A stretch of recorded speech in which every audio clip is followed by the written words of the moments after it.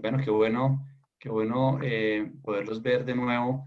Hay muchos amigos acá que nos están acompañando, digamos, en el webinar de la tarde de hoy. Y pues qué rico poder compartir estas experiencias con todos ustedes. Mientras se une más personas, antes de empezar nuestra charla con nuestro invitado de hoy, Luis Alegret, quería hacerles una presentación de algunos temas importantes que tenemos pues en la empresa para ustedes. Como ya saben, tenemos diferentes servicios, algunos son para personas, tenemos cursos de formación y capacitación, y tenemos también consultoría para cada una de las personas que quieran tener algún tipo de reunión en forma presencial con nosotros o con alguno de los consultores. Para empresas, tenemos también algunos servicios como formación o capacitación, también temas de consultoría y desarrollamos temas de tecnología. Somos representantes para Colombia de una aplicación para la administración fiduciaria, para el core fiduciario. Entonces, pues tenemos diferentes aspectos que les pueden servir, digamos, a la industria en general. Y en estos días estamos promoviendo varios de nuestros cursos que hemos diseñado pues para la industria fiduciaria en forma particular. La semana que viene, el día 19, el miércoles, empezamos con nuestro curso de Fiducia 360 grados en vivo. Es un curso que tiene una duración de 22 horas. Vamos a ver pues desde la historia de la fiducia, lo que es la fiducia básica, vamos a ver 14 tipos de fiducia y vamos a tocar unos aspectos importantes como la estructuración de los negocios, los riesgos, los controles duales y pues demás aspectos que son importantes para el desarrollo del negocio. Entonces, pues los invitamos a inscribirse. Realmente son cursos muy interesantes, muy buenos. Los damos consultores colombianos y también de otros países. Entonces, pues con esto enriquecemos mucho los cursos de fiducia en general. Entonces, son cursos bien interesantes. Como les digo, es el 19. Está toda la información en nuestra página web o en nuestras redes sociales también encuentran información sobre nuestro curso. Para el mes entrante tenemos dos cursos. El primero, vamos a dictar un curso corto, es un curso de 8 horas sobre fiducia inmobiliaria. Vamos a ver ahí pues, los principales aspectos del negocio inmobiliario, desde preventas, fiducia de administración inmobiliaria, el inmobiliario completo, los parqueos. Vamos a ver pues, los riesgos del negocio fiduciario y algunos aspectos, digamos, importantes como experiencia en esta industria. Entonces, pues este es un curso muy bueno para los que trabajan, digamos, en el sector fiduciario, que quieran aprender más sobre algún tipo de negocio en particular, como lo es inmobiliario, o como para personas que no sean fiduciarios, pero por ejemplo de constructoras o personas que necesiten tener algún tipo de formación adicional en el curso inmobiliario. Y por último, arrancamos el 9 de junio con nuestro curso de habilidades blandas. Es un curso que lo hacemos con un aliado nuestro que se llama Milo Moreno y es un curso donde pues, las personas van a aprender ese tipo de formación que tradicionalmente no se dan, digamos, es esa formación como más blanda, ¿sí? Donde a través de interacciones vamos a enseñarle a las personas que se inscriban pues muchas habilidades que se requieren pues, para una adecuada administración del tiempo, trabajo en equipo, actividades colaborativas y demás. Es un curso interesante y además fuera eso muy divertido donde las personas pues van a disfrutar pues seguramente mucho esa participación. Entonces, bueno, estos son los cursos que tenemos en el corto plazo, el de fiducia, el de fiducia inmobiliaria y el de habilidades blandas. Entonces, pues bienvenidos a todos. Pueden encontrar pues toda la información más detallada de nuestro curso en nuestra página web www.bitrust.com.co. Ahí en la parte de blogs, ahí encuentran, digamos, la información de nuestros cursos. Bueno, para la tarde de hoy tenemos un invitado especial. Nuestro invitado especial se llama Luis Alegret. Luis Alegret es un compañero, colega fiduciario. Me voy a permitir hacer un breve resumen, digamos, del currículum de Luis. Luis es venezolano, Él es economista de la Universidad de Venezuela y tiene cursos de economía internacional e inversiones financieras en Georgetown University en Washington. Pues tiene una gran experiencia laboral, más que todo en el área, en el sector bancario, ¿sí? Ha ocupado diferentes cargos en las gerencias, por ejemplo, de crédito, auditoría, finanzas y fideicomiso para varias instituciones en Venezuela.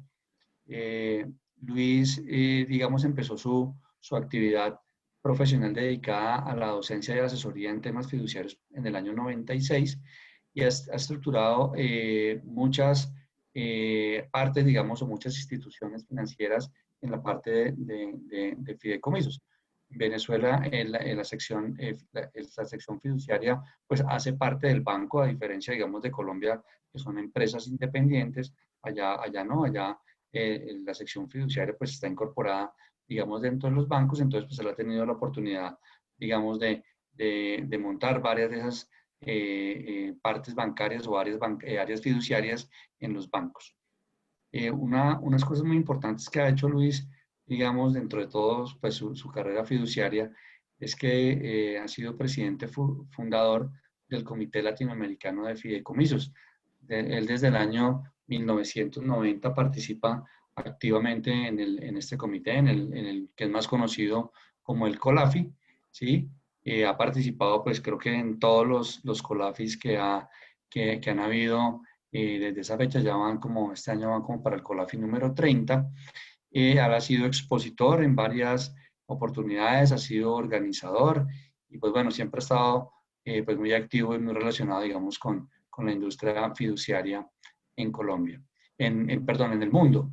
En Colombia también ha participado, pero pues en Latinoamérica y en Centroamérica ha tenido la oportunidad, Luis, de montar esquemas fiduciarios, por ejemplo, el esquema fiduciario de Cuba. Luis tuvo la oportunidad, digamos, de montarlo, pues además naturalmente el de Venezuela. Pues aquí en Colombia también ha dado, digamos, diferentes clases respecto de la industria fiduciaria, ¿sí? Luis es también coordinador académico y profesor del diplomado de fideicomiso de la Asociación Bancaria de Guatemala, ¿sí? Y fue de Venezuela. coordinador de Venezuela, perdón, y fue coordinador y profesor de la Bolsa Agrícola de Venezuela. Además de eso, pues Luis ha escrito libros, pues él es autor de un libro que se llama La Historia del COLAFI, ¿sí? El cual ya tiene pues varias ediciones. Entonces, pues como ven ustedes, es una persona con una muy grande experiencia, digamos, en el tema fiduciario. Uno a veces, bueno, Luis, pues esa es como la presentación, digamos, tuya de como persona, digamos, de conocedor y experto en el tema fiduciario. Y hoy quisimos invitar particularmente a Luis para que nos hablara, digamos, de Venezuela, ¿sí?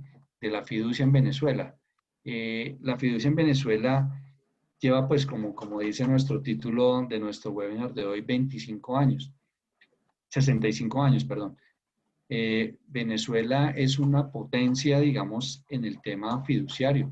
Venezuela incluso empezó desde hace mucho tiempo atrás que Colombia en el tema fiduciario. Uno a veces pues no tiene como este conocimiento, digamos que en otras partes de Latinoamérica la fiducia es tan desarrollada y Venezuela es uno de los países que más ha desarrollado la fiducia y pues si Luis ha tenido la oportunidad de participar en ese desarrollo. Entonces, pues a Luis, digamos, por su formación, por toda su experiencia, porque empezó también con el COLAFI desde el día uno a estructurarlo, porque ha montado el negocio fiduciario en varias entidades y en varios países, pues es una persona realmente de lujo, digamos, para la industria fiduciaria latinoamericana. Sí, y para nosotros, pues aquí en Vitrust, pues es un honor realmente que Luis pueda sacar parte de su tiempo y nos cuente un poco de esta historia de la fiducia, de su experiencia, digamos, como fiduciario de muchos años. Pues va a ser muy enriquecedor, digamos, tenerlo acá. Entonces, bueno, a todos pues los invito a que aprovechemos este rato que vamos a tener aquí con Luis. Ahí está el chat también abierto. Si quieren hacer alguna pregunta, pues está para ustedes. Entonces, pues Luis, muchas gracias por tu participación y por regalarnos pues este tiempo, estas horas o esta hora en la tarde de hoy con tu presencia. Muchas gracias, Andrés, por darnos la oportunidad de compartir brevemente mi experiencia con ustedes y conocer otros amigos fiduciarios latinoamericanos. Bueno, Luis, mil gracias.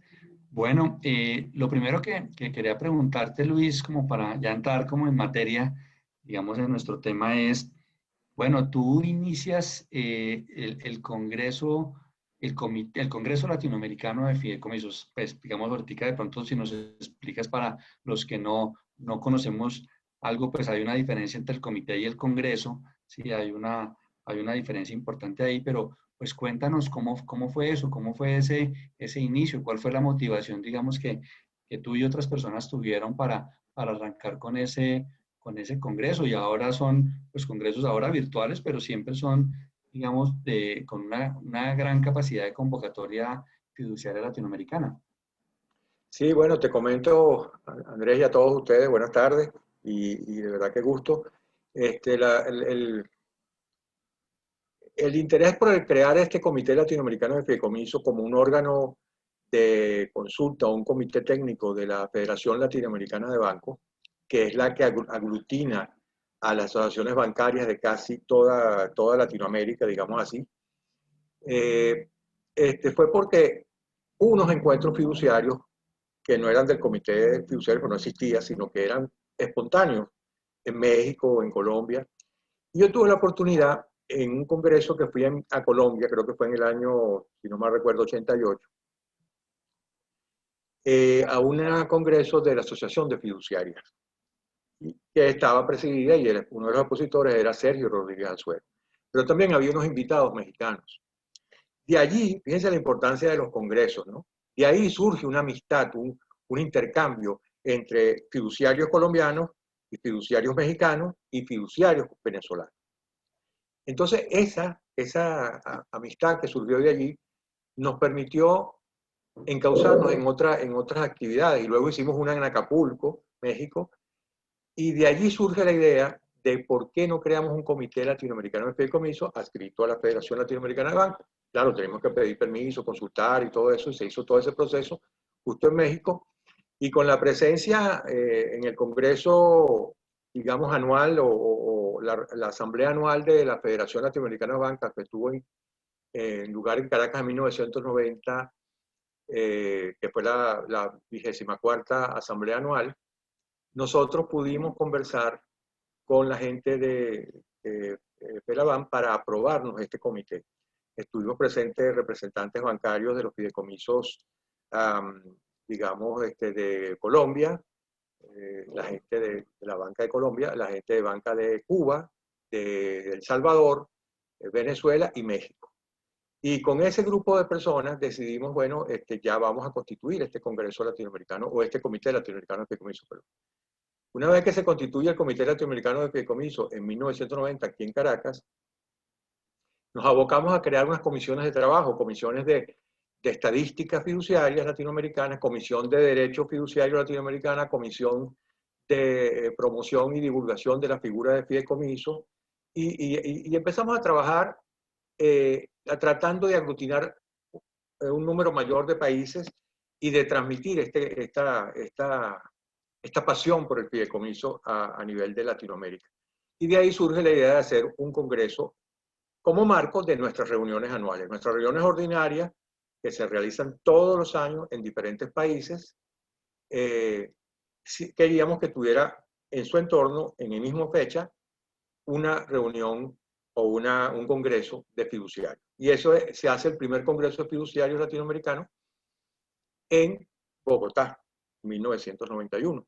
Y de ahí, pues como ya dijo Andrés, han surgido todos estos 30 años de congresos en diferentes países, lo hemos hecho en Argentina, en Uruguay, en Paraguay, en Cuba, en México, bueno, Colombia, en varias ocasiones, Venezuela, Panamá, bueno, casi todos los países, Costa Rica, por supuesto, Honduras, Guatemala, casi todos los países latinoamericanos que hemos estimulado el que se generen estos congresos, porque estos congresos tienen una razón importante. No solamente es el encuentro entre colegas fiduciarios y el intercambio de experiencias y conocimientos, sino también que ha contribuido a que en los países se difunda la figura de fideicomiso, porque yo creo que el gran enemigo que tenemos nosotros para, digamos,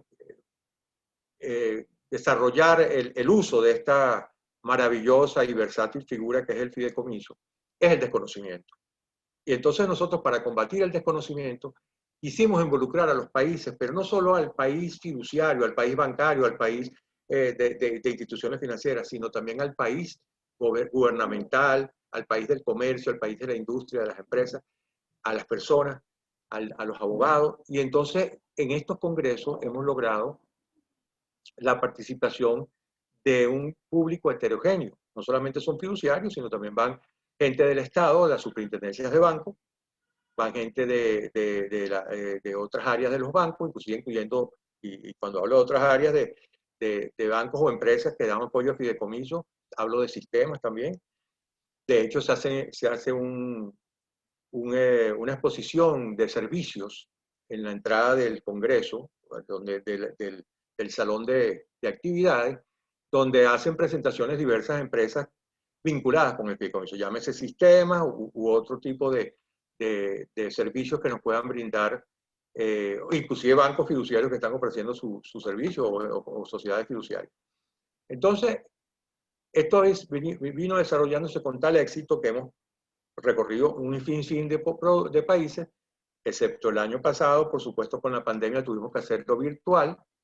Afortunadamente contamos con la sede de la Secretaría General de la Federación Latinoamericana de Bancos en Bogotá, se hizo desde Bogotá, y este año aparentemente también, que se pensaba que iba a ser en Guayaquil, Ecuador, se va a tener que hacer virtual también en el mes de octubre.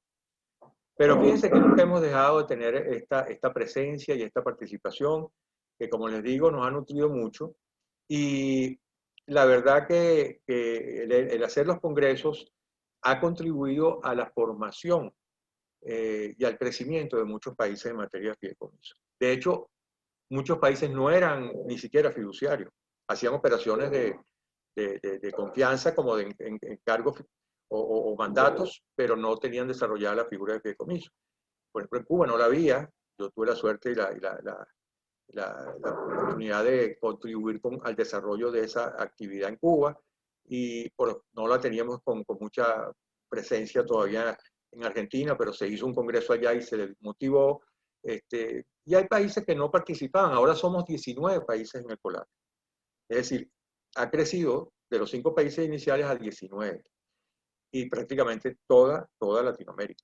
De hecho, ha habido invitados, observadores de Brasil, de España, de los mismos Estados Unidos, para ver este crecimiento tan grande que tiene el fideicomiso en Latinoamérica, y que de verdad que maneja cifras a veces hasta superiores al Producto Interno Bruto de cada país de manera impresionante. Y esto pues ha sido increíble, ¿no? Es una cosa que uno habla de cifras de miles y millones de dólares, y de verdad que vemos países como Colombia, que ha crecido enormemente.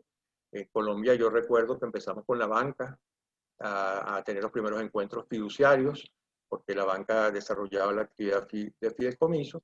Luego vinieron las sociedades fiduciarias, y como teníamos muy buena vinculación con la asociación de fiduciarias, también ahora ellos participan con nosotros en la Ecolafi. Y realmente ha habido, pues, como si se quiere, una reacción en cadena de participación de los diferentes países, y a veces se han hasta peleado por la sede, por ser sede. Pero el mensaje de ser sede, que yo quisiera transmitir ahorita también, es que muchos se preocupan porque un protagonista importante en el desarrollo del fideicomiso, ya hablamos de que el conocimiento es importante, es fundamental que la gente tenga cultura fiduciaria, que sepa que esta herramienta exista, pero un protagonista importante es el Estado. Si el Estado participa con todos sus programas sociales y financieros en fideicomiso como un vehículo transparente, un vehículo seguro, un vehículo que ofrece confianza, por supuesto, esa administración de ese Estado contribuye a que transmitamos confianza. Si el Estado no contribuye, sino entorpece la labor del fiduciario, pues por supuesto el fideicomiso se ve mermado y la calidad administrativa y de confianza del Estado también se ve disminuida en el Estado en cuanto a su imagen. Y por lo tanto nosotros siempre invitamos a que el Estado entienda esta figura para que la utilice como una herramienta muy ventajosa. En Venezuela Eso, hemos tenido experiencia. sí, sobre eso te quería como preguntar algo, Luis, digamos, con eso que nos estás contando, y desde que esos orígenes, digamos, de la fiducia, pues no, la fiducia es más antigua, pero digamos desde el comité y que empezaron como a compartir experiencias en diferentes países latinoamericanos, digamos, ¿cómo tú ves o cómo ves como que ha habido la evolución, digamos, del negocio fiduciario? Porque pues naturalmente la experiencia lo que hace es que va enriqueciendo como la discusión, digamos, y cada vez se va haciendo pues negocios fiduciarios como más estructurados. O sea, ¿tú qué has visto sobre eso? Bueno, fíjate que ciertamente lo más importante que yo he sentido que se ha hecho, que se ha logrado en estos años y gracias a la difusión de la figura cada vez mayor y la aceptación de los países en ella, es que se han experimentado una serie de negocios de diversa índole, pero que también son muy parecidos entre sí, entre los países mismos, porque de hecho son a veces la influencia de lo que yo escuché en Colombia o de lo que escuché en Paraguay, o algo, me puede servir para mi país también. Entonces, al final, todos son el fideicomiso tiene múltiples usos, pero sabemos que los usos principales son o el de administrar bienes, y ahí tenemos una infinidad de tipos de fideicomiso, de modalidades que podemos darle a la administración. El de garantizar, podemos también darle muchas modalidades que podríamos hablar de ellos, pero también tenemos el de invertir y el de custodiar. Y este uso, esta herramienta tan versátil, tan poderosa, cuando la descubre la gente, se da cuenta que los que damos el servicio nos damos cuenta que estamos logrando aportar soluciones y los que reciben el servicio encuentran soluciones. Entonces nosotros aportamos las soluciones y ellos las encuentran. Y eso es uno de los mensajes que queremos dar a todo el sector público, sector privado, personas naturales y jurídicas que quieran participar en el uso del fideicomiso y se dan cuenta que es una herramienta no solamente versátil, sino muy confiable y útil además. Pero fuera de eso, una de las cosas que yo quería señalar es que a veces es necesario que el Estado, no solamente como usuario, sino también como ente supervisor, entienda la figura, porque uno no puede supervisar lo que no conoce. Los legisladores no pueden legislar sin saber a qué se están refiriendo. Entonces, por eso yo decía hace un momento, en un principio, que el Estado es un protagonista importante no solamente por ser usuario, sino por ser legislador y por ser también fiscalizador o supervisor. Y si hay un conocimiento, una cultura fiduciaria entre estas partes, pues por supuesto se va a desarrollar mucho mejor la relación fiduciaria y la actividad fiduciaria y el público en general va a tener un mayor conocimiento y mayor confianza en esta herramienta. Esto es lo que, estos 30 años, lo que sí te puedo decir es que ha habido en Latinoamérica un crecimiento importante, un conocimiento, una cultura, digamos, fiduciaria creciente. Ya la gente entiende que el fideicomiso no es un fideo comido, sino que es algo distinto, y que aporta soluciones. Y están encontrando en fideicomiso una herramienta de soluciones. ¿Tenías otra pregunta, María? Sí, quería preguntarte, Luis, bueno, con base en tu experiencia, porque uno a veces cuando es fiduciario, digamos, de un país en particular, a menos de que uno vaya de pronto a los congresos y empiece a entender algo, digamos, de cómo opera diferente en otros países, pues uno piensa que su negocio fiduciario es así y así funciona, digamos, en el mundo. Y pues realmente cuando uno se pone como a estudiar un poco más el tema fiduciario en diferentes países, encuentra que es variado, digamos, que no es algo estándar. El negocio fiduciario tiene unas cosas como de norma, de pilares estándar, pues porque todos vienen del mismo lado, digamos, ¿sí? Pero cada país tiene su forma diferente de operarlo, de hacerlo. Hay unos que tienen unas cosas, otras que no. Porque de pronto no nos cuentas un poco, Luis, como lo que tú has visto de esas diferencias entre diferentes países, digamos, latinoamericanos?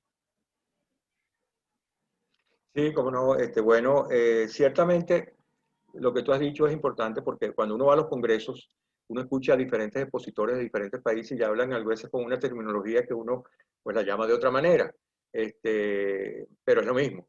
Y también la práctica misma que de cada país pues hace diferentes usos y diferentes leyes. Sin embargo, la raíz, la base siempre ha sido el fideicomiso históricamente, como ha venido mutando desde el fideicomiso romano, ¿no? Del derecho romano.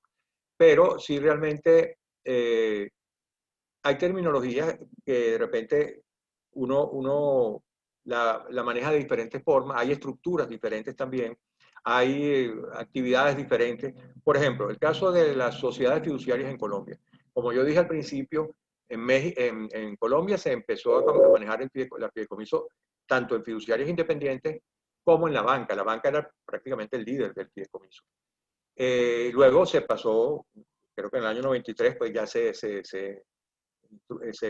decreta la ley de que tiene que ser a través de la sociedad fiduciaria y esa experiencia no la tenemos en otros países, excepto de repente podemos encontrarlo en Panamá, la podemos encontrar en Guatemala, en Ecuador, pero no es así en otros países. En otros países generalmente están en el ambiente de las instituciones financieras. Y estas instituciones financieras, principalmente los bancos. Bueno, en Venezuela en un momento dado estaban autorizadas a ser fiduciarios las instituciones financieras como bancas comerciales, la banca de inversión, sociedades de inversión, etc. Y cualquier institución financiera, inclusive las entidades de ahorro y préstamo.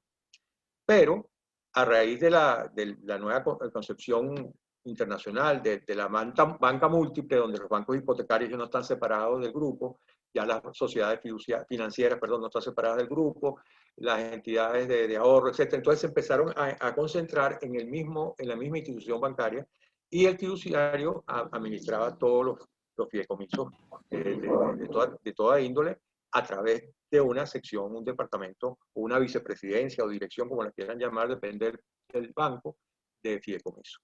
Entonces, eso es una de las diferencias, que en la mayoría de los países latinoamericanos se maneja a través de la banca, pero hay excepciones, como les dije, en algunos países. Inclusive en Panamá se manejaba mucho y se sigue manejando por bufetes de abogados, porque estamos hablando de aquellos fideicomisos tradicionales que eran administración patrimonial, sucesiones, pero hoy día que hay un alcance tan grande en la administración del fideicomiso, que es la gestión de una cantidad de actividades como de cobro, pagos, presupuestos, financiamiento, es decir, infinidad de usos que necesita una estructura financiera y prácticamente las sociedades fiduciarias, al igual que los departamentos de fideicomiso en los bancos, son como una especie de bancos dentro del banco. Y de hecho, la empresa de la sociedad fiduciaria se tiene que manejar con una serie de reglamentos de empresas financieras y está regulada inclusive por la superintendencia que en diferentes países, la misma superintendencia de bancos. Entonces realmente no importa quién la aplique, pero la figura es la misma, sin embargo utilizas diferentes vehículos estructurales en los diferentes países. La otra cosa que hemos encontrado también es que en algunos países no se manejaba fideicomiso, sino como dije antes, operaciones de confianza, básicamente lo que llamamos, ustedes pueden llamar encargos fiduciarios, en otros países los llaman operaciones de mandato, de confianza, donde hay mandatarios y mandantes, y bueno, y donde no hay, bueno, claramente no hay un patrimonio autónomo, no hay transferencia de la titularidad.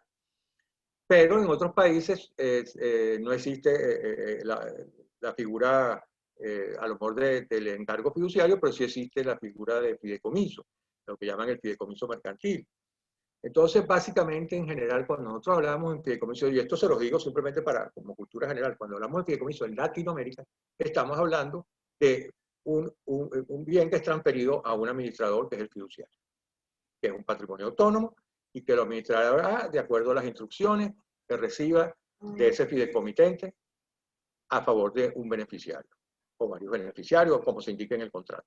Eso lo entiende todo el mundo, que lo llamen fiducia mercantil, que lo llamen fideicomiso, eso es una forma basada un poco en la herencia legal de esta figura, pero como la figura sufrió muchas mutuaciones, de la fiducia romana, cum creditori, cum amigo, como dice, tiene elementos de todos ellos, ¿no? Y también está el trozo anglosajón, el fideicomiso germano, y entonces todos los elementos están más o menos presentes. Quizás el que menos ha actuado como un administrador de gestión tan completa, no solamente compleja como la que hacen los fiduciarios en Colombia o en Venezuela o en México o en Dominicana, en Panamá, donde sea, es el trozo anglosajón se ha limitado a ciertas actividades que son el uso y costumbre de estos países anglosajones.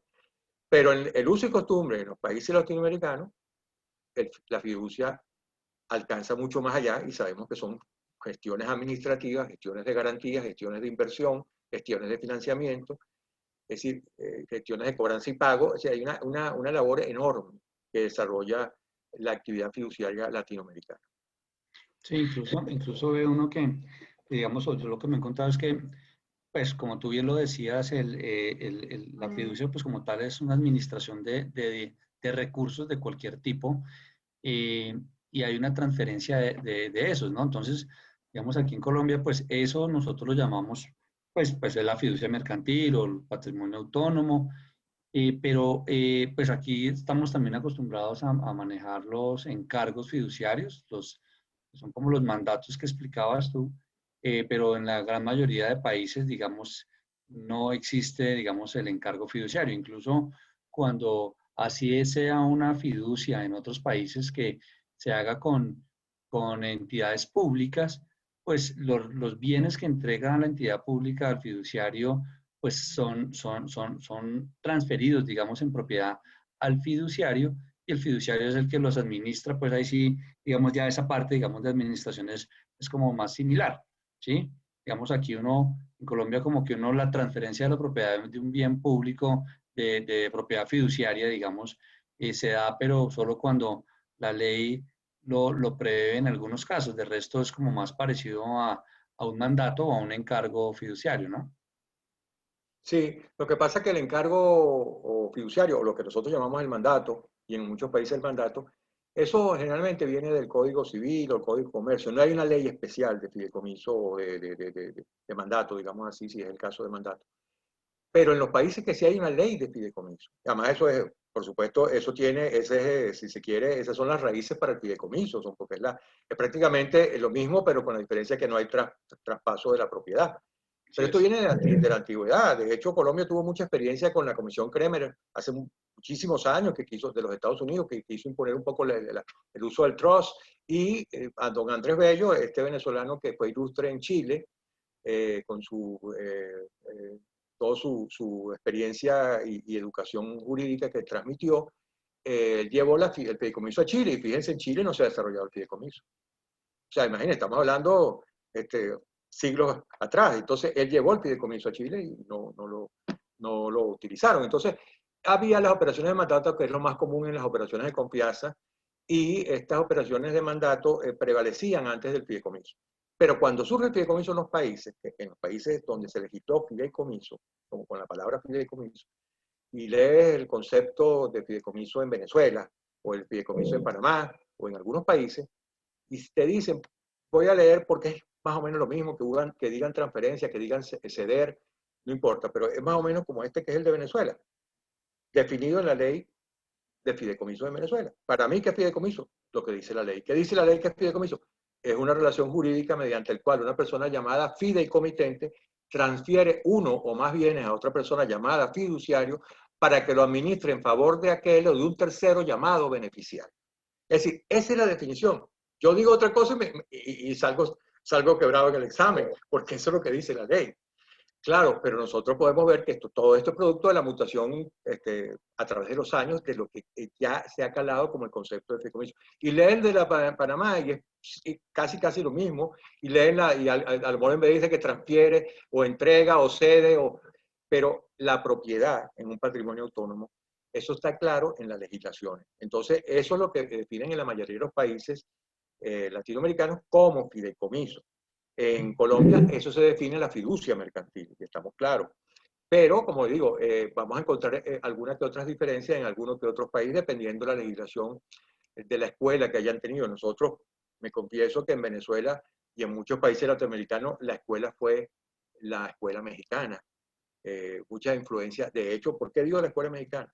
Porque muchos de los fiduciarios latinoamericanos, cuando empezaron a sus primeros pasos en la actividad fiduciaria, a donde acudían a hacer una pasantía o a un seminario o a un congreso, era a México. México era nuestra escuela, realmente. De hecho, yo, antes de pensar en esto, ya yo había ido a México y había habido congresos de fideicomiso. Pero no como no congresos latinoamericanos, sino congresos regionales o nacionales. Pero fíjense una cosa interesante, yo trabajaba en el Banco Interamericano de Desarrollo en Washington en los años 80, y yo trabajaba en tesorería, en finanzas, y yo manejaba en la mesa de dinero un fondo de fideicomiso. Imagínate, yo no tenía ni idea de lo que era fideicomiso en ese entonces, porque yo entré en fideicomiso unos años después, casualmente, después de esa experiencia en Washington. Pero había un fideicomiso muy importante que manejábamos en el Banco Interamericano de Desarrollo que se llamaba el Fideicomiso del Fondo de Inversiones de Venezuela. Y ese era un fideicomiso donde Venezuela, como tuvo exceso de ingresos de dinero por la subida de los precios petroleros, estamos hablando en los años de Carlos Andrés Pérez, los años, estoy hablando que eso fue en el 80, ya en los años finales de los 70, hubo un ingreso petrolero muy grande y había tanto exceso de dinero en Venezuela que no lo podías gastar en Venezuela, porque si lo gastabas en Venezuela la inflación no imagínense hasta dónde llegaría. Y por eso hubo un desarrollo descomunal en Venezuela que ya lo había hecho el petróleo previamente, pero que ahora se impulsa nuevamente por la crecida de los precios petroleros. Y entonces se crea este fondo para sacar el dinero de Venezuela, para tenerlo afuera en el Banco Interamericano de Desarrollo y poder ponerlo a producir ganando intereses como un silo, como una reserva para el futuro de la economía venezolana, donde empezamos a dar préstamos a todos los países a través del BID con el fondo venezolano, y entre tanto, mientras no se prestaba, se invertía y generaba rendimiento, y yo trabajaba en esa mesa de dinero que invertía esos fondos, ¿no? Entonces, fíjense, ahí hubo un fideicomiso, estamos hablando de los años 70, importantísimo, finales de los 70, que se utilizó para poder hacer un fideicomiso de financiamiento a nivel internacional. Entonces, es decir, el uso de la herramienta en esa oportunidad, que yo no tenía ni pensado que iba a trabajar alguna vez en fideicomiso, demostró pues la utilidad que le daban los estados a la figura de fideicomiso. Y por eso yo sigo insistiendo, la claridad y la bondad de un estado que cree en la figura de fideicomiso es positivo. Hemos visto estados que han mermado la figura de fideicomiso, y después hablaremos un poco, porque no la entienden o porque no la quieren, o no sé, me parece que es un poco incómoda.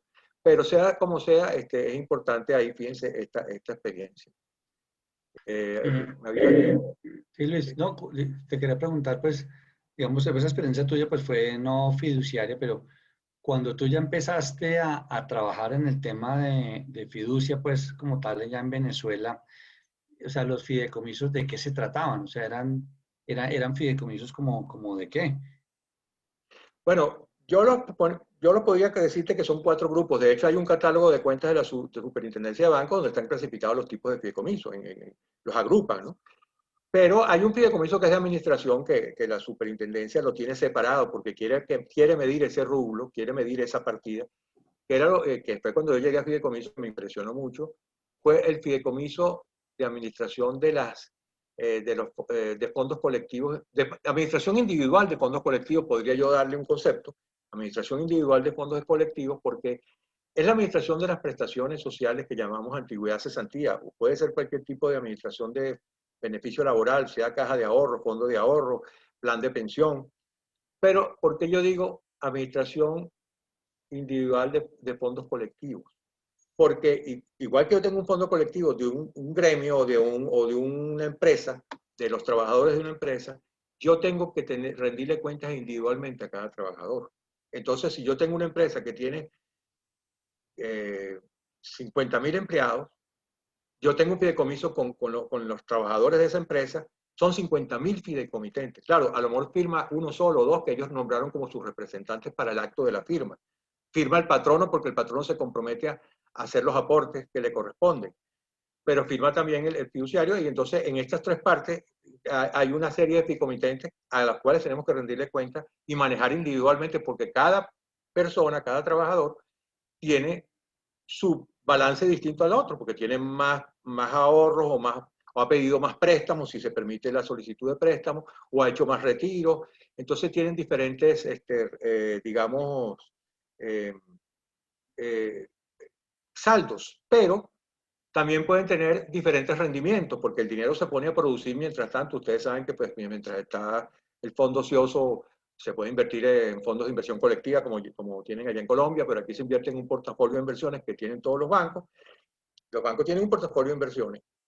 Esa cartera de inversiones tiene una infinidad de títulos y papeles, valores, etcétera, de títulos de inversión. Y eso se distribuye alícuotamente entre cada uno de los participantes. O sea, cada participante tiene un pedacito en ese plazo fijo, tiene un pedacito en ese bono de la deuda pública, tiene un pedacito, participa alícuotamente. A menos que sea una cartera dirigida, ya nos digan puntualmente dónde quiere que se invierta. Pero si han permitido que el fiduciario invierta su dinero, le han dado discreción al fiduciario, no ha sido dirigida por el fideicomitente puntual, en una inversión puntual. Aquí esta inversión se atomiza entre todos los participantes y diariamente el sistema lo redistribuye. ¿Por qué diariamente los sistemas lo redistribuye?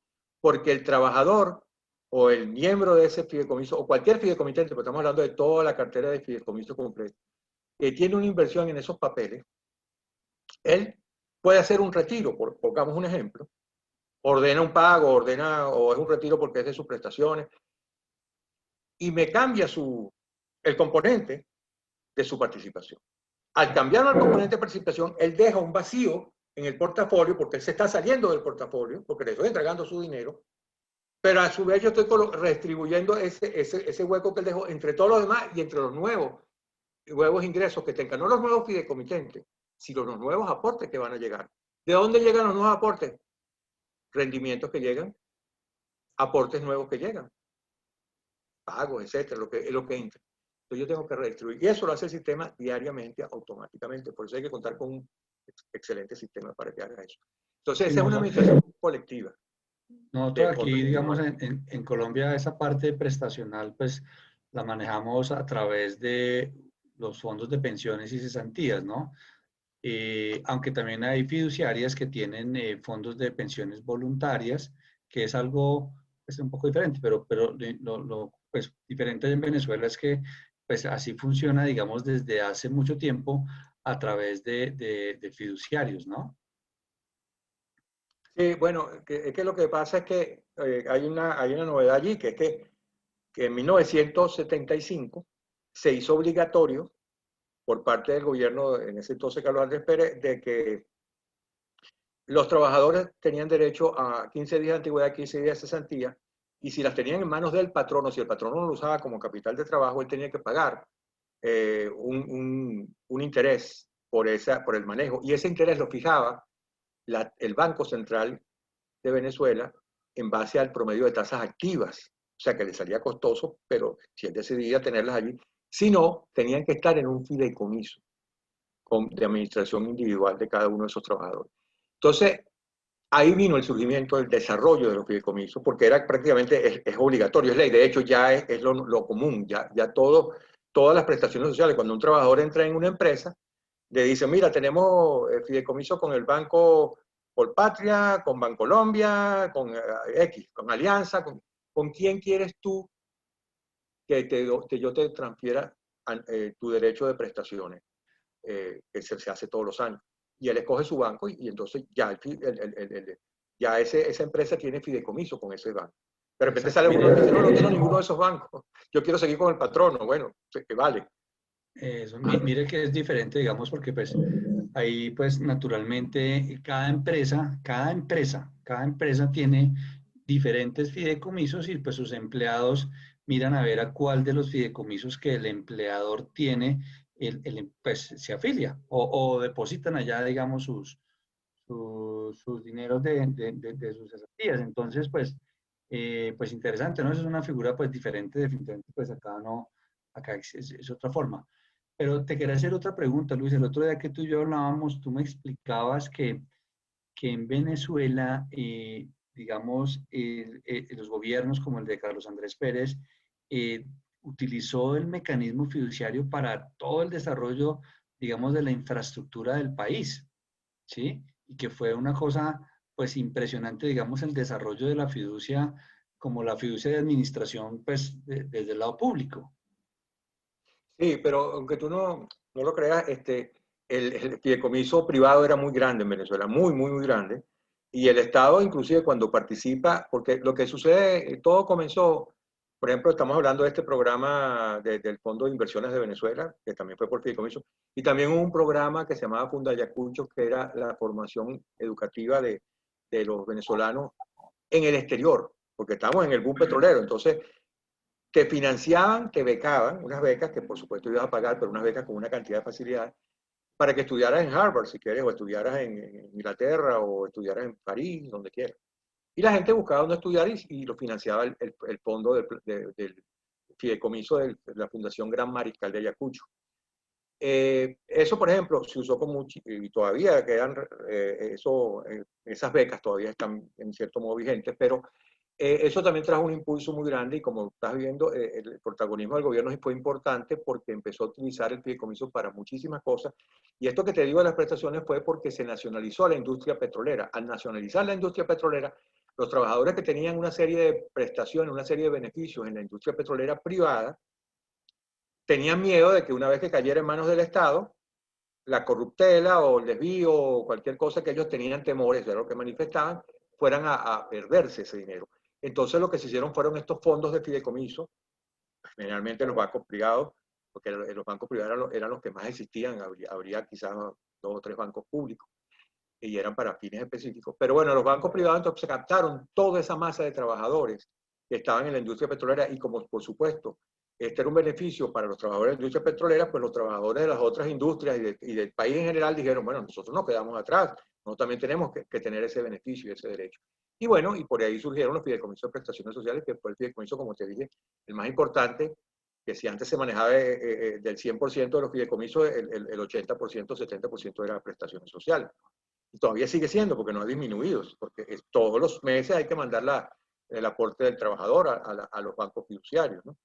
Entonces, es decir, este tipo de fideicomiso no era el único, porque había también el fideicomiso inmobiliario para los desarrollos inmobiliarios como lo hacen en Colombia, para construcción, venta, obra, alquiler, inversión, como lo quieras manejar ese desarrollo inmobiliario. Y también los fideicomisos de garantía, bien sea garantía para proveedores o garantía para acreedores financieros, y la garantía, y todo esto, un poco de todo, era el fideicomiso de características mixtas, que también estaba presente en ese entonces, y todavía cuando yo llegué, donde tienes elementos de garantía, tienes elementos de administración, de cobranza, de pago, es decir, de gestión de inversión, porque para mí la inversión es una administración de portafolio de inversiones, ¿no? Entonces, es decir, es un mundo muy diverso que también lo tienen representado en cada país, pero que realmente lo llaman de a lo mejor de una modalidad, le dan una modalidad distinta al nombre, pero realmente es un tipo de fideicomiso, ¿no? Es administración, lo podemos llamar administración de fuente de pago, podemos llamar administración de cobranza, y le podemos dar etiquetas, pero realmente es un tipo de fideicomiso que es el de administración o el de garantía o de características mixtas porque tiene los dos, o de inversión porque tiene inversiones también. Pero inversión propiamente dicho, desde el punto de vista especulativo, no es fideicomiso el mejor instrumento, dado que fideicomiso, como es una administración de confianza que pretende ser lo más cuidadoso con el patrimonio que administra, no va a hacer inversiones de alto riesgo que sean especulativas, a menos que sea cartera dirigida por el propio fideicomitente y así esté instruido en el contrato de que él asume la responsabilidad de las inversiones que él dirige. Pero si me da a mí la potestad de yo hacerlo, pues tengo que ser, no voy a ser especulativo, aunque han sido muy rentables porque se reinvierten los intereses y como ven, todos los días se cierra cartera y se vuelve a reinvertir, entonces eso genera intereses sobre intereses y realmente es un interés quizás superior al de los intereses pasivos de las instituciones bancarias. Claro. Bueno, Luis, digamos entrando un poquitico, gente quería hacer una pregunta y es, pues en las últimas décadas, digamos en Venezuela, ¿qué cambios ha habido en los fideicomisos que se administran allá? Bueno, en las dos últimas décadas, en los últimos 20 años, sí hemos sentido que ha cambiado la situación un poco, porque si bien es cierto, antes teníamos muchos fideicomisos privados, luego llega el Estado a proponer una cantidad de fideicomisos, como te digo, para la alimentación, para la vivienda, para la educación, para el transporte, para las autopistas, para la tecnología.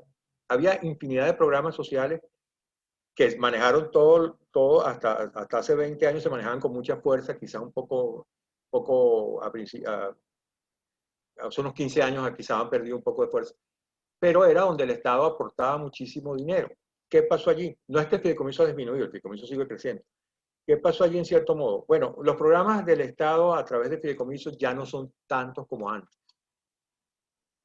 Y ellos, el Estado ha creado su propio fiduciario, es decir, ha creado una serie de bancos públicos, que ya no son la banca privada, sino la banca pública.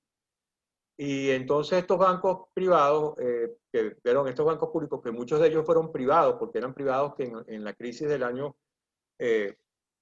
99 trajeron como consecuencia bancaria, trajeron como consecuencia que muchos bancos los absorbió el Estado. Entonces muchos bancos privados pasaron a manos del Estado y hay mucha banca del Estado. Y ellos empezaron a constituir su propio fideicomiso. Es decir, que ya los bancos del Estado en estos momentos están creciendo siempre en fideicomiso, tienen muchos fondos fideicomisados, pero no significa que hayan desaparecido la banca privada. La banca privada también lo sigue manejando. La otra cosa que ha ocurrido, bueno, es que la inversión social en ese sentido por fideicomiso ha disminuido y se debe a muchos factores, ¿no? Uno de esos factores, fuera de los factores políticos, es el factor económico, porque cuando la economía decae, por supuesto, muchos programas disminuyen, muchas actividades se restringen, se limitan, se terminan, no siguen ciertos procesos. Y también a veces, bueno, digamos, la pandemia también trajo una crisis enorme para todos los... Es que no es solamente fideicomiso, es todas las instituciones financieras y todo el país, y las empresas. Entonces, esto en los últimos años sí se ha visto un poco afectado. Y al punto de que inclusive no solamente se ha afectado, sino que se ha disminuido la nómina fiduciaria, particularmente en Venezuela. Porque los volúmenes que siguen siendo grandes y sigue creciendo, y a pesar de, aunque sean bancos del Estado o bancos privados, ya no es no es la misma dinámica de antes por razones no solamente de pandemia, pues estamos hablando antes de la pandemia también, por factores económicos del mismo país. Esto trae como consecuencia pues de que la actividad fiduciaria, que siempre está activa y pendiente, pero no se siente de que el fideicomiso está hasta en la sopa, ¿no? Que para todo había fideicomiso. Y yo pienso que son ciclos, porque el fideicomiso viene desde la antigua Roma y ha sobrevivido por siglos a diferentes gobiernos, a diferentes situaciones económicas, a diferentes legislaciones en diferentes países y ha decaído y ha crecido. Y yo he sentido que, bueno, que esto es una situación temporal, de que el fideicomiso está allí, porque es una herramienta valiosísima y es una figura jurídica que tiene un fundamento. Y, bueno, los usuarios pueden cambiar, las leyes pueden cambiar. De repente un Estado que desconozca la figura puede legislar muy fuerte contra el fideicomiso. De repente un Estado deja de usar la figura. De repente un Estado a lo mejor supervisa de una manera muy estricta. Y todas esas legislaciones, supervisiones y inversiones del Estado pueden hacer que crezca, puede hacer que disminuya. Hay políticas de Estado que estimulan el uso del fideicomiso. Yo recuerdo que muchas de las, no sé si, creo que a diferencia de Colombia, en Venezuela los fideicomisos públicos no son una figura particular que tiene unas características particulares, no. El fideicomiso público es, digamos, porque no es un tipo de fideicomiso, digamos, el fideicomitente sector público. El fideicomitente sector público es un cliente, el Estado, regional, municipal, quien vaya a ejercer esa labor de fideicomiso, de transferir los bienes a fideicomiso, eso está funcionando y hay una transferencia de la titularidad. Lo que pasa es que no pierde el derecho sobre los bienes que transfirió, porque al fin y al cabo él es el fideicomitente del mandante. Pero los transfiere al fideicomiso para que el fideicomiso pueda operar, inclusive entregarlo. Por ejemplo, si estamos haciendo viviendas después de que están terminadas, entregárselas a los beneficiarios. O si estamos construyendo una obra de un hospital entregándolo al municipio, a la provincia. Entonces, realmente, el fideicomiso ha podido venir desarrollando todas esas actividades en estos últimos años, pero no se ha visto que haya nuevos negocios, que hayan dicho, bueno, vamos a hacerlo por fideicomiso, porque como les dije antes, la legislación que se emitía era obligando prácticamente, no puedes hacer esto si no lo haces por fideicomiso. La ley que crea el Fondo de Transporte Urbano, bueno, no se puede aportar nada si no se canaliza a través de un fideicomiso. No se puede administrar esos fondos si no es a través de un fideicomiso. El fideicomiso para el programa de alimentación estratégica tiene que ser a través de un fideicomiso. O sea, la ley que crea ese programa o esa nueva actividad del Estado de obra social o de beneficio social, la ley que cuando se legisla decía que tiene que ser vía fideicomiso. Si no, no procede. No es que yo me entreguen una partida presupuestaria y yo la administro como ministerio. No. Yo obligatoriamente tengo que canalizarlo a través de un fideicomiso. De hecho, no me las depositan a mí, lo depositan en la cuenta del fideicomiso, que ya se constituyó para tal fin. A lo mejor en el momento del día que se constituyó no habían llegado los fondos de parte del ministerio o de la tesorería. Se abre con un peso simbólico, un bolívar, pero después llegan los millones y millones de bolívares. Pero ese fideicomiso lo utilizaba continuamente el gobierno y legislaba en tal sentido. Hoy día es menos frecuente, pues, es menos esa fuerza, ese peso ha disminuido, lógicamente, y tiene que ver mucho, como había dicho un poco al principio, el estímulo que tengan los mandatarios en cuanto al uso de la figura, ¿no? Si la gente del Estado considera que la figura es transparente, contribuye a la administración, evita la desviación de recursos, permite que los bienes vayan dirigidos a lo que se quiere, no para otros fines, evita la corrupción, etcétera, pues la figura es perfecta para ser utilizada. Y eso dependerá de cada gobernante, bien sea de Estado, municipio o del país, que decida apoyarse en la figura del fideicomiso para los logros de su administración. Y eso es importante, ¿no? Pero digo, a veces por incultura o a veces, no sé cuáles otras razones serán, pero realmente es muy importante que se entienda que los fideicomisos son cíclicos también dependiendo de los gobiernos. Claro. No, aquí en Colombia, digamos, los negocios grandes, pues naturalmente son los negocios públicos y pues son los negocios que como que le mueven la aguja, digamos, a las fiduciarias que los administran, ¿no? Y aquí por la industria históricamente pues crece siempre como a 2 dígitos. Bueno, esperamos que sigamos así, pues sí, si Diosito nos ayuda un poquito. Bueno, o te quería hacer otra pregunta, Luis. Dígame. Digamos, pues toda la vida tiene riesgos y nosotros siempre en estos webinars hablamos de los riesgos de la industria fiduciaria, ¿sí? Incluso, pues nos gusta esto de hablar de que los fideicomisos deben ser administrados, digamos, desde el lado de los riesgos, ¿sí? La administración tiene que ser una administración basada en riesgos, ¿sí? Entonces, ¿tú qué opinas, digamos, sobre la administración de los riesgos en el negocio fiduciario? Bueno, eso es algo muy importante, Andrés. De verdad, sabemos que el fiduciario es un administrador de medios y no de resultados, pero tenemos una responsabilidad, y esto es igual en todos los países. Tenemos una responsabilidad de ser un administrador diligente, de hacer la buena diligencia, de ser un buen padre de familia, y por supuesto, para poder ser unos buenos padres de familia y hacer una administración diligente, por supuesto, tenemos que evitar o por lo menos prever los riesgos posibles, ¿no? Y es importantísimo ese tema de que tengamos mucho cuidado. De hecho, cuando firmamos un contrato de fideicomiso o vamos a negociar un fideicomiso, debemos cuidarnos muchísimo, porque ahí es donde está el principal riesgo.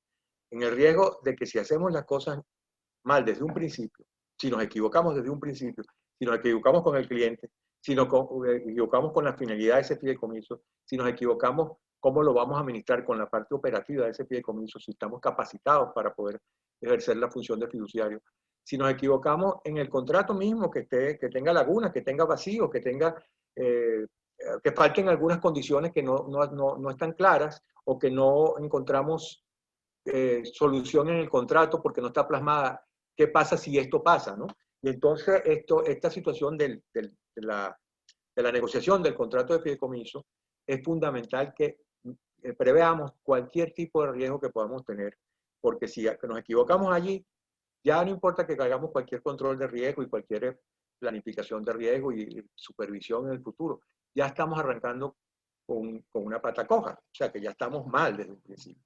Por eso es importante plasmar en el contrato realmente todo lo que evite futuros riesgos, que quede muy claro y lo más importante, que el cliente lo entienda, porque a veces nosotros no interpretamos bien al cliente. Si no interpretamos bien al cliente, y qué es lo que él quiere, cuál es su finalidad, cuál es lo que lo motiva a hacer ese fideicomiso y cuáles son las aspiraciones que tiene, si lo que él quiere es posible hacerse desde el punto de vista del resultado, o si es posible hacerlo nosotros desde el punto de vista administrativo, y si es lícito, si el cliente entiende que nuestras condiciones están basadas en que esto pueda ser lícito y posible y evitar los riesgos, entonces estaremos haciendo un buen negocio.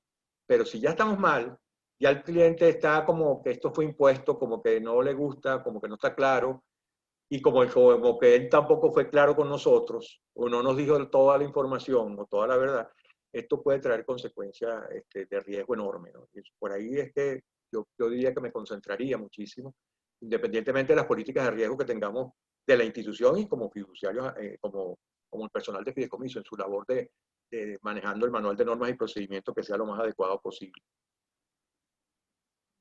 Ah, ¿alguna otra pregunta? ¿Se congeló la imagen? Ahora. A ver, Andrés. Sí, quería como hacerte una última pregunta, Luis. Digamos, tú con toda esa experiencia que tienes, digamos, como fiduciario y habiendo sido un fiduciario, pues definitivamente exitoso en esta industria, ¿tú qué recomendaciones, qué consejos le darías a los fiduciarios actuales, pues para ser exitoso también en esta industria fiduciaria? Bueno, lo importante ante todo es la formación, el conocimiento del personal que va a trabajar en fideicomiso.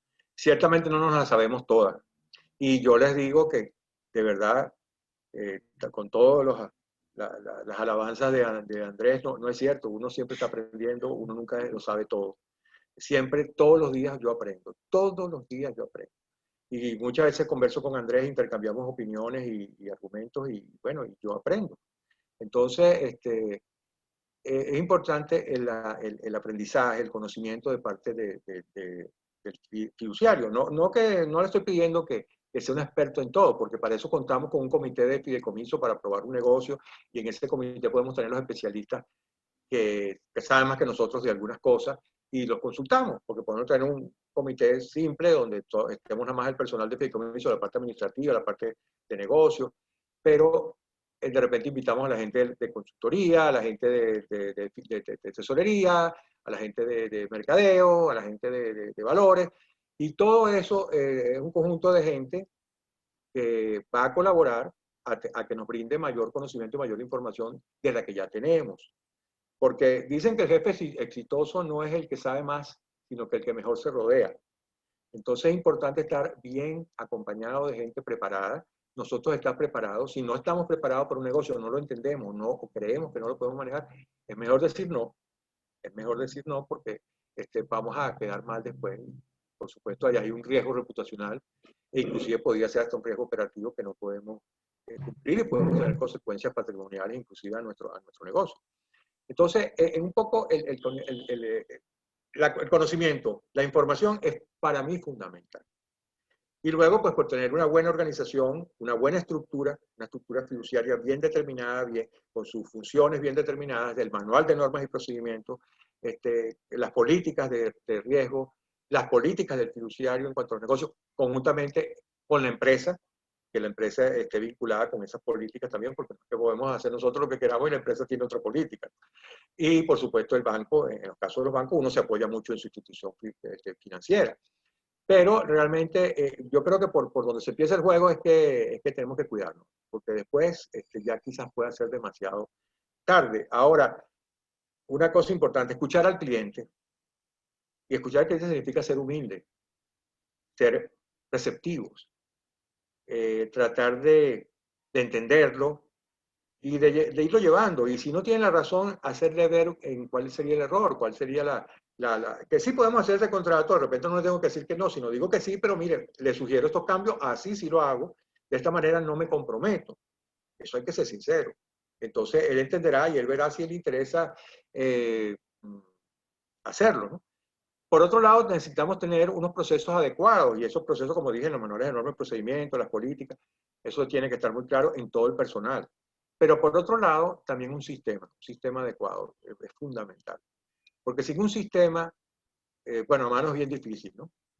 Llevar fideicomiso. Hay aventureros que lo han tratado de hacer en Excel, pero no es tan fácil, ¿no? Entonces la cosa de que el fideicomiso es muy delicado y tiene que tener alertas y tiene que tener cascada de autorizaciones, o sea, es decir, para que llegara a esta etapa tiene que tener la autorización de esta etapa y esta etapa para pasar en esta la firma de no sé quién. Bueno, es decir, una serie de procesos, pero que en el sistema controlan, porque tiene que entrar a digitalizar la autorización, tiene que haber un cúmulo de información importante de detalles sobre el cliente y sobre los beneficiarios y sobre las partes que intervienen. Es decir, el sistema debe recoger todo y debe procesar todo y disparar las alertas cuando algo no pueda llamar la atención de que no se está haciendo bien, y además de llevar los registros administrativos muy bien, porque tenemos que rendirle cuenta no solamente a la superintendencia, sino también tenemos que rendir cuenta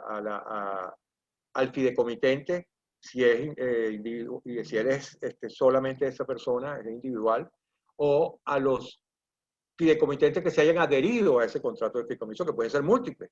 Y entonces también tengo que rendirle cuentas. Entonces, todos estos detalles son importantes tenerlos controlados por un sistema. El sistema también controla los cálculos de préstamos, de las inversiones, las cobranzas. Es decir, un sistema robusto, un sistema realmente grande, importante.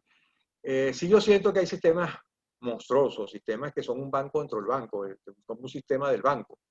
Pero hay gente que dice, no, yo quiero algo más sencillo, algo más pequeño. Hay fiduciarios más pequeños.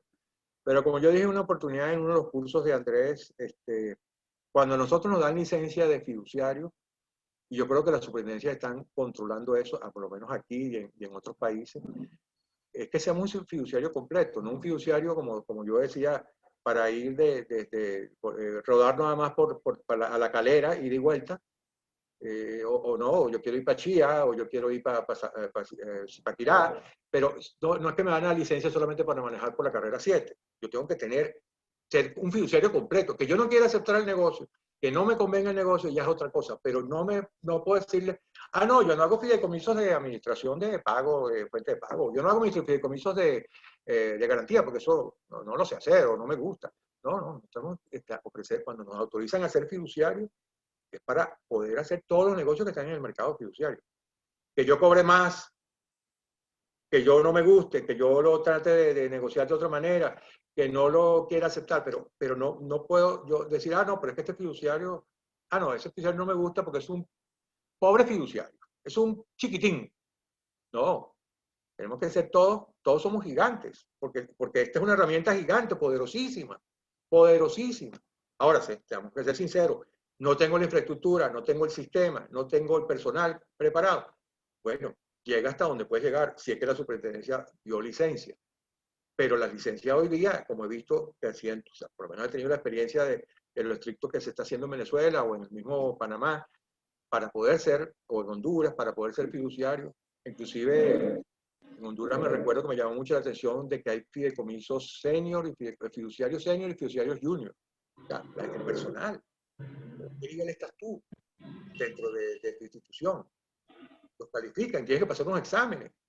Es decir, se está exigiendo cada vez más y por supuesto la preparación es importantísima y inclusive yo felicito mucho a Andrés porque él esté siempre también haciendo estos cursos y estos programas que tiene de entrenamiento, de formación, porque se hace necesario, se hace muy necesario. Y a mí que me encanta la docencia y que tengo tantos años en la universidad y por mi cuenta dando cursos, cada vez aprendo más, por supuesto, pero también de los alumnos, y cada vez me siento más orgulloso y feliz de haber transmitido conocimiento para que haya mayor cultura y se cometan menos errores. Porque si uno conoce mejor y está mejor preparado, es menos propenso a los riesgos y a los errores y a poder solucionar realmente como debe ser el camino correcto. Listo, Luis, muchas gracias. Sí, yo creo que eso es lo que a nosotros nos gusta también compartir, digamos, nuestro conocimiento y por eso es que bueno, tenemos nuestros cursos que sale la semana entrante el miércoles 19, arrancamos con nuestro curso de fiducia. Entonces, bueno, Luis, muchas gracias por habernos acompañado, por habernos destinado esta hora larga, ya casi hora y cuarto, pues, hablando contigo, pero fue muy enriquecedor entender, digamos, Venezuela, un poco, pues, toda su historia y su bagaje en el tema fiduciario, pues, lo que está pasando también un poco con la fiducia allá y bueno, todas tus recomendaciones son muy valiosas, como siempre, Luis. Te damos, pues, Gracias. muchas gracias, esperamos, pues, volvernos a ver en un escenario como este y bueno, ¿no? Para todos los que están en este webinar, pues no me resta más sino invitarlos pues a que nos sigan en nuestras redes sociales, al que esté interesado, digamos, en el curso de fiducia que vamos a arrancar la semana entrante o que de pronto alguien de sus colaboradores desee tomarlo, porque como decía ahorita Luis, es muy importante, digamos, capacitarse. Esta industria fiduciaria tiene una particularidad y es que tiene una rotación alta de personas y el trabajo es demasiado especializado. Entonces, cuando llega alguien nuevo a las compañías, pues es importante, digamos, explicarle qué es esto, ¿sí? Por lo que esto tiene, digamos, su particularidad. Entonces, bueno, ahí está para todos nuestros cursos de fiducia, este en vivo que empieza la semana entrante. También tenemos pues cursos virtuales que los pueden hacer desde cualquier sitio, desde cualquier dispositivo, en cualquier momento. Pues bueno, hay diferentes formas, digamos, de hacerlo. Eso nos lo brinda pues la tecnología. Entonces, pues no siendo más, muchas gracias Luis de nuevo por acompañarnos en la tarde de hoy y a todos los que nos acompañaron en este curso, pues muchas gracias también por su asistencia, por su participación. Fue un gusto pues haber podido compartir con ustedes estos momentos y esperamos Muchas verlos gracias, pronto en Andrés. nuestro propio webinar. Muchas gracias, Andrés. Gracias por todos los que participaron. Y de verdad que espero que, como yo, se enamoren también del fideicomiso. Muchas gracias. Bueno, que estés muy bien.